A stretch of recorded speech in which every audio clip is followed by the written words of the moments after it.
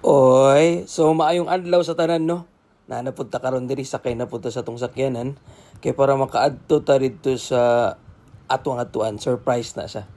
So dira karon prepare pa mi para moadto sa gasolinahan nagpagasolina. Then mag-travel na dayon padulong sa atuang atuan. Okay, so ready na, travel na ta. So mga tuday ta sa Malinaw Padada Davao del Sur sa amo ang bukid. So taas-taas jud di atong biyahion kay gikan og Digos padulong ta og Padada.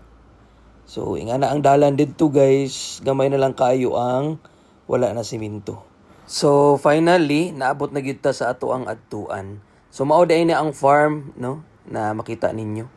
Nice kayo ang place.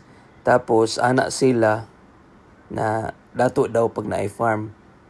Naami farm pero dili mi dato. Ha? So mao na no, so ma-enjoy nato ang iyang view. Nindot kayo ang paglabong sa humay no.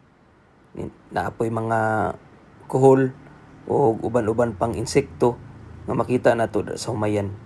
Refreshing kaayo, makita nato nga ang place nindot jud siya. Bugnaw-bugnaw inig magabi. So mao lang to, God bless. Mon ami.